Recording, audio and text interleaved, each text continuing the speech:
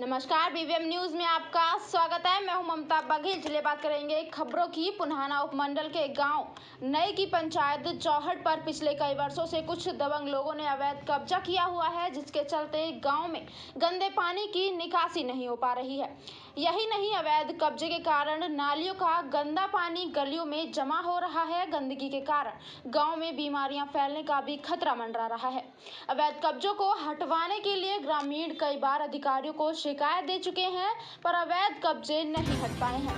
परेशान हाल दर्जनों लोगों ने चौहट पर कब्जे को लेकर उपमंडल अधिकारी नागरिक को शिकायत देकर कब्जे को हटवाने की मांग की है। ये तस्वीरें हैं नए गांव के लोढ़िया मोहल्ले की, जहां की गलियां बिना बरसात के पूरी तरह से जलमग्न हो चुकी हैं। लंबे समय से इस समस्या से जूझ रहे ग्रामीणों ने बताया कि गांव के ही कुछ लोगों ने गांव की पंचायती चौहट पर कब्जा किया हुआ है, जिसके कारण गांव के गंदे पानी की निकासी नहीं हो पा रही है। ग्रामीणों ने बताया कि जल भराव की यह समस्या पिछले करीब 5-6 सालों से बनी हुई है। हमारे पूरे मोहल्ले को एक तालाब है, यहाँ जी एक पोखर थी और इसमें पानी जाता था। अभी 2 घरों ने दाब लिया जी। अगर वैसे कहा तो वह तो मारने के लिए भी तैयार है हर तरीका से। और इसमें आपने देखा आदमी गिर रहे हैं, पड़ रहे हैं। सामने मस्जिद है, नमाज पढ़ने के लिए भी आदमी नहीं आ रहे। पूरी परेशानी, बीमारी फैल रही है, पूरी गंद हुई पड़ी है। यहाँ बेचारे गिर पड़ के निकल रहे हैं। यहाँ के पूरी परेशानी है, कोई इधर से आ रहा है, कोई उधर से आ रहा है। तो कहीं शिकायत आपने इसके लिए लगाई? शिकायत कुछ पहले लगाई थी जी, इस पीरियड में तो लगाई नहीं है।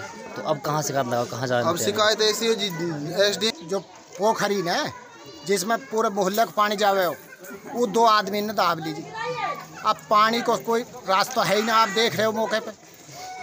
ये समस्या भैया कोई समाधान मिल जाए। कितने दिन से ये समस्या यहाँ आ रही है? ये तो जी 4-5 साल होगी इसको तो चलते चलते ये समस्या को। तो जो जोहड़ दाब रखा है, पोखर दाब रखी है, गांव सामला तो जो जोहड़ है। हाँ, ये तो पंचायती जगह है जी, पूरे मोहल्ले की जगह है। तो आपने किसी से कहा नहीं, किसी अधिकारी से आपने?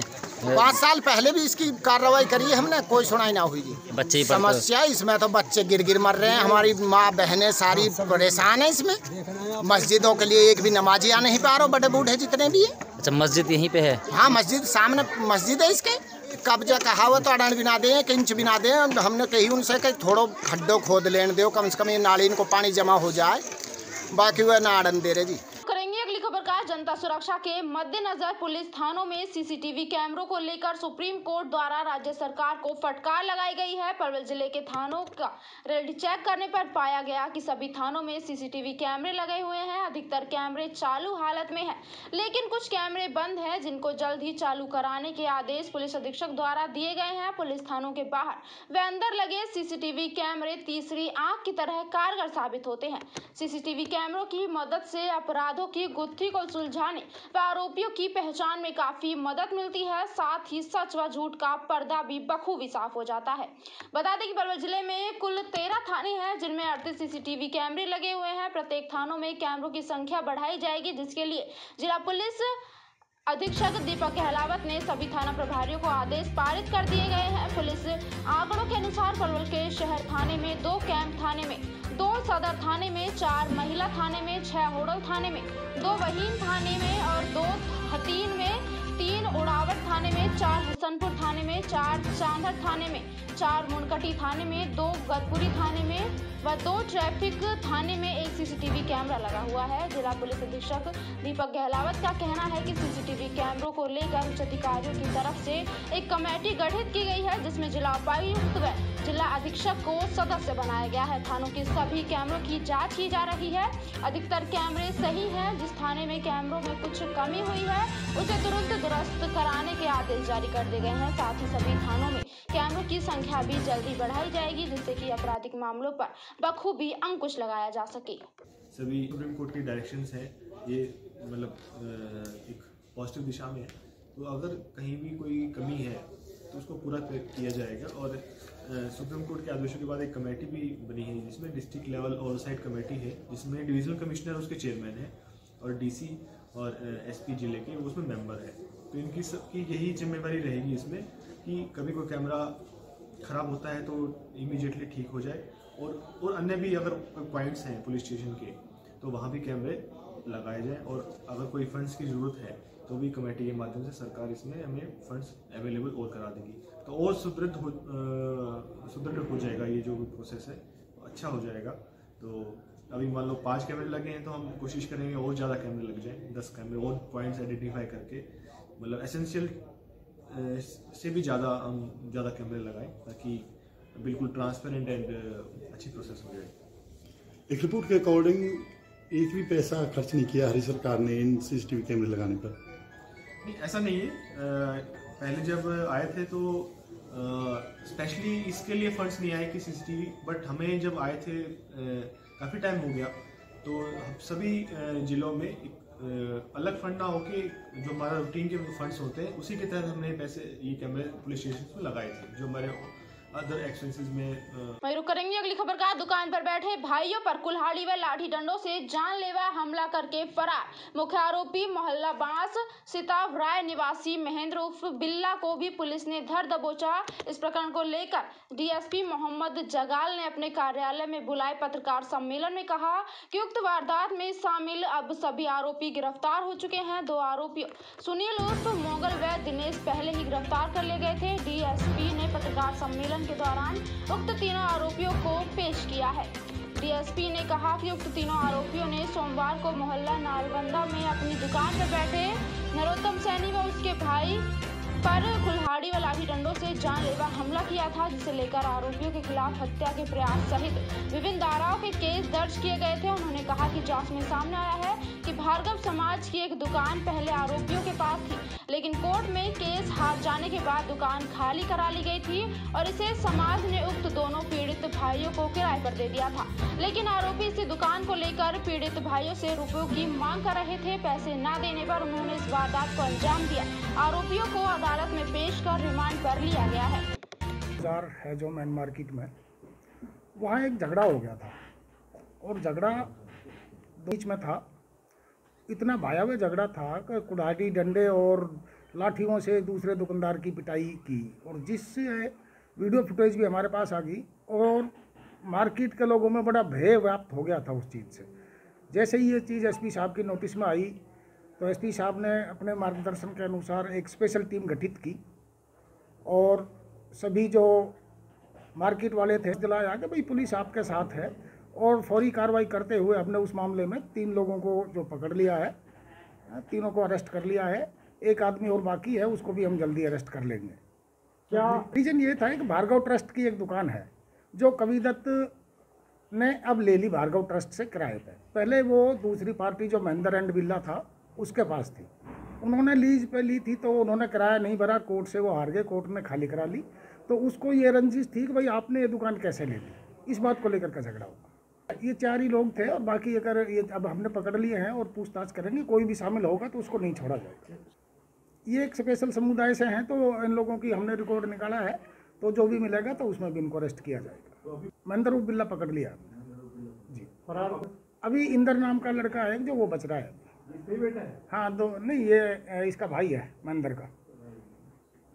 बात करेंगे अगली खबर की। सरकार द्वारा हरियाणा के युवाओं को 75% रोजगार देने को लेकर ग्रामीणों में काफी उत्साह देखने को मिल रहा है।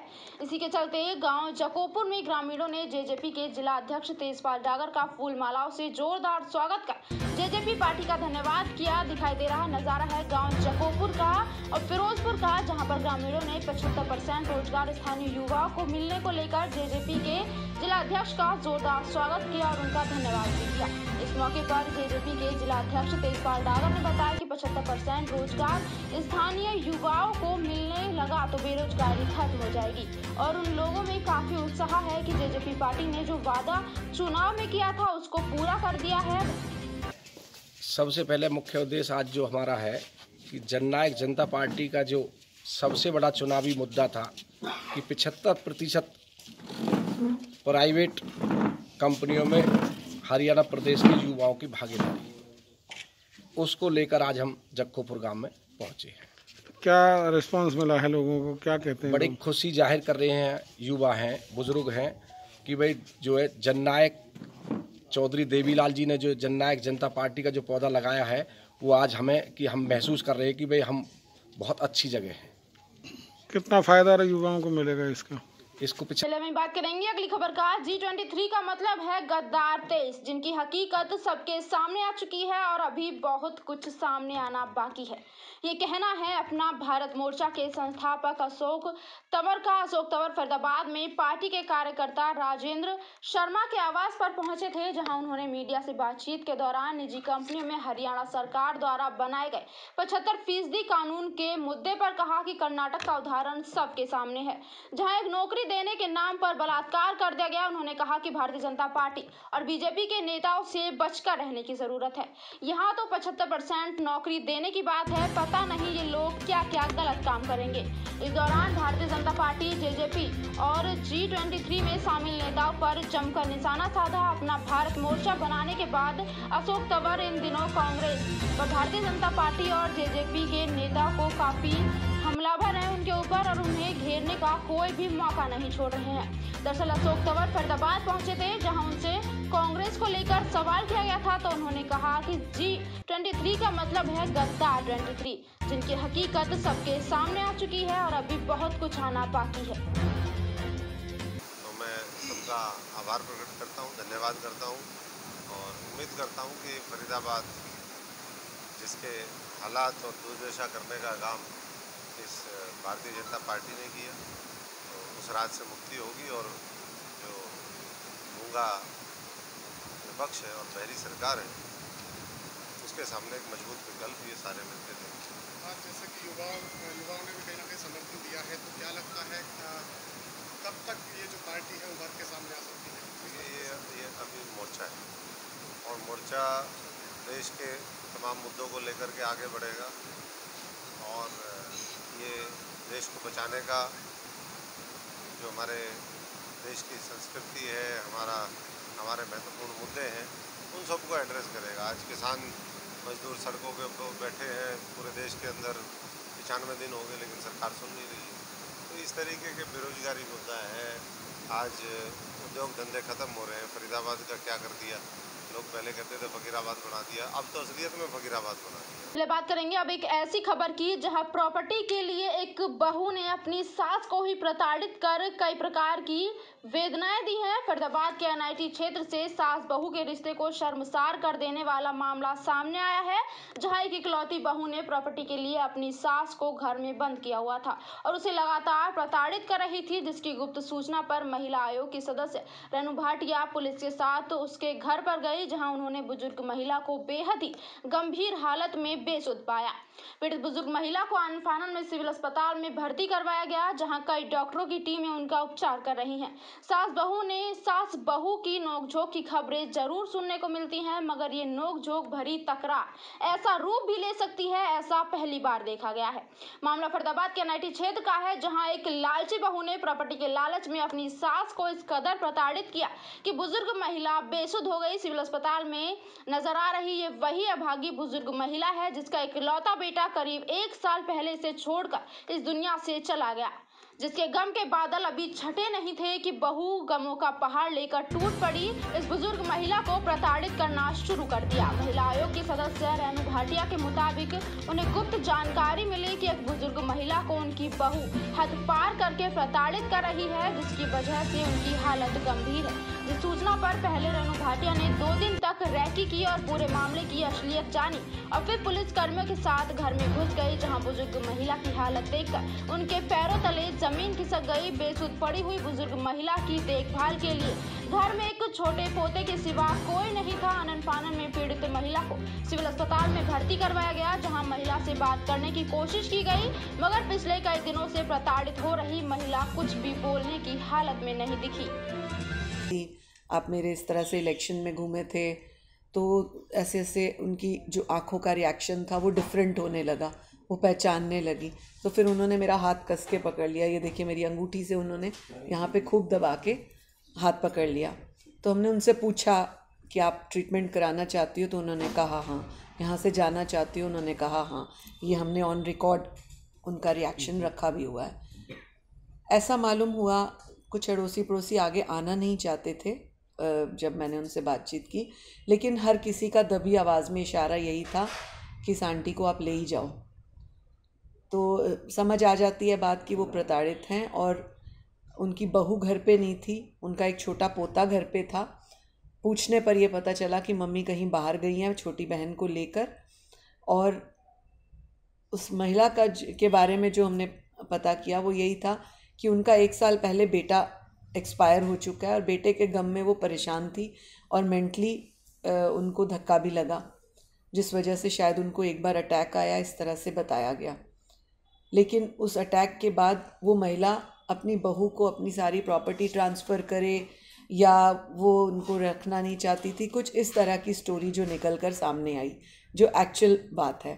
तो मैंने पता किया और कौन कौन है परिवार में, तो मालूम हुआ कि 3 बेटियां हैं इस महिला की जो फरीदाबाद रहती हैं, 3 दामाद हैं, उनके बच्चे भी हैं। रुक करेंगे पलवल क्षेत्र की। पलवल शहर की सफाई व्यवस्था के मुद्दे पर जिला नगर आयुक्त मोनिका गुप्ता ने नगर परिषद के पार्षदों, अधिकारियों, ठेकेदारों व समाजसेवियों संग बैठकर समस्या के कारण जाने व निवारण की रूपरेखा बनाई। इस अवसर पर नगर परिषद पलवल की चेयरपर्सन इंदु भारद्वाज भी मौजूद रही। अपने अपने वार्डों की सफाई व्यवस्था से नाराज पार्षदों ने मीटिंग में अपना गुस्सा जाहिर किया। आरोप लगाया कि शहर से बिना ढके कूड़ा उठाया जाता है जो शहर में रास्तों पर ही बिखर जाता है और शहर के अंदर खाली प्लॉटों में पड़े कूड़े से दुर्गंध निकलती है जिसकी सफाई की जाए। पलवल शहर की सफाई के मामले में नगर परिषद पर बार बार धांधली के आरोप लगते रहते हैं। लंबे समय से शहर की साफ सफाई और समय पर कूड़ा नहीं उठाने से लोग परेशान हैं और कमेटी की मीटिंग में भी बार बार सफाई का मुद्दा उठाया जाता रहा है। जिला नगर आयुक्त मोनिका गुप्ता भी सफाई और पानी निकासी के मुद्दों पर नगर परिषद और समाज सेवियों और सामाजिक संस्थाओं की मीटिंग ले चुकी हैं ताकि शहर को स्वच्छ बनाया जा सके। आज फिर पलवल में नगर परिषद पलवल बैठक में नगर परिषद कमिश्नर मोनिका गुप्ता ने पार्षदों व समाज सेवियों से गंदगी के लगने वाले ढेरों के कारण जाने तथा जो कारण उन्हें बताया गया उन पर बैठक में कार्यवाही करते हुए अधिकारियों से व ठेकेदारों से जवाब तलब किए।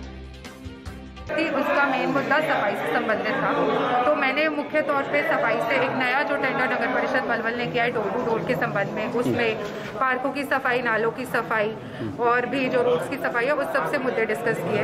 तो मुख्य तौर पे मीटिंग में निकल के आया है मेरे पास कि पार्षदगण और NGOs और जो भी शहर के मार्केट एसोसिएशन, बहुत सारे हमने जनता प्रतिनिधि अलग अलग प्रकार के बुलाए, तो सबको डोर टू डोर से काफ़ी संतुष्ट है। वो एक छोटी मोटी जो उन्होंने कमी बताई वो ये है कि पतली गलियों में जो है आंखों में गिरता है बाइक वालों में, तो मेजर तौर पे काफ़ी संतुष्ट थे। जबकि मैंने इनसे बाद में खुद पूछा कि ऑन अ स्केल ऑफ 0 से 10 तो वहाँ पे वो आग जलती हुई मिलती है, जगह जगह कूड़े, हाँ कूड़ा।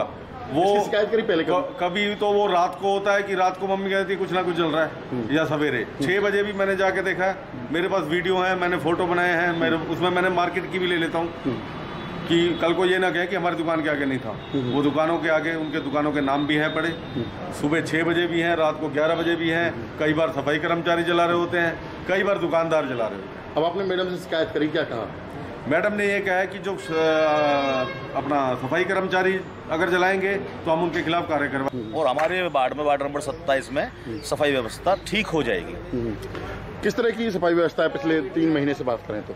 एक दिन गाड़ी नहीं गई वार्ड नंबर 27 में डोर टू डोर वाली, सफाई कर्मचारी नहीं है, लिफ्टिंग की कोई व्यवस्था नहीं है, ट्रैक्टर जाते नहीं है, सफाई कर्मचारी है नहीं। अगर कोई जाता बात करेंगे होडल की। होडल के गांव नगला एहसानपुर में पुलिस टीम पर किए गए जानलेवा हमला के 2 आरोपियों को पुलिस ने मात्र 24 घंटे के अंदर ही धर दबोचा है। बाकी आरोपियों की गिरफ्तारी के प्रयास जारी हैं। पुलिस ने आरोपियों को अदालत में पेश कर गहन पूछताछ के लिए 2 दिन के पुलिस रिमांड पर लिया हुआ है। होडल के मुनकटी थाना प्रभारी प्रीतम सिंह ने बताया कि मुखबिर की खास सूचना प्राप्त हुई कि पुलिस टीम पर पथराव कर जानलेवा हमला करने वाले 2 आरोपी गांव में ही मौजूद हैं।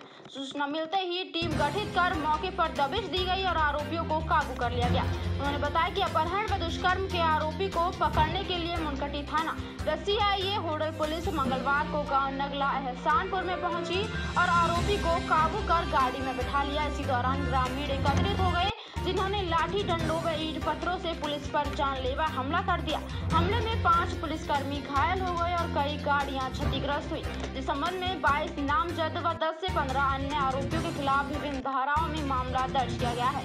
गिरफ्तार दोनों आरोपियों को बुधवार को अदालत में पेश कर 2 दिन के पुलिस रिमांड पर लिया गया है। रिमांड अवधि के दौरान आरोपियों से लाठी डंडों को बरामद किया जाएगा व फरार उनके साथियों के बारे में पता लगाया जाएगा।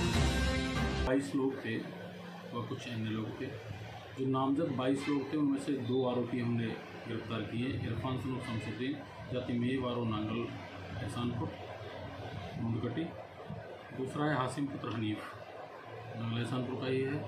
दोनों आरोपियों को गिरफ्तार किया। जो नामजद आरोपी हैं दोनों पूछताछ जारी है, गिरफ्तार कर चुके हैं। गिरफ्तारी के उपरांत आज केस अदालत किया जाएगा, जिनका आज रिमांड हासिल करेंगे। जो संबंधित तालाजर्फ है वो बरामद करने और साथी आरोपियों की गिरफ्तारी के लिए ऐसे निशानदेही कराकर उनको गिरफ्तार करना। ऐसा क्या हुआ जो पुलिस पर हमला कर दिया गया इनके द्वारा? महिला विरुद्ध अपराध था, जघन्य अपराध था। टीमें गठित की गई थी, टीम अपना कार्य कर रही थी। दौरान कर सरकार इन लोगों ने पुलिस के ऊपर हमला कर दिया। हमले के दौरान कुछ पुलिसकर्मियों को चोट आई थी, जिनके विरुद्ध मुकदमा दर्ज करके। BVM न्यूज़ में फिलहाल के लिए इतना ही है। बने रहिए हमारे साथ, देखते रहिए BVM न्यूज़। नमस्कार।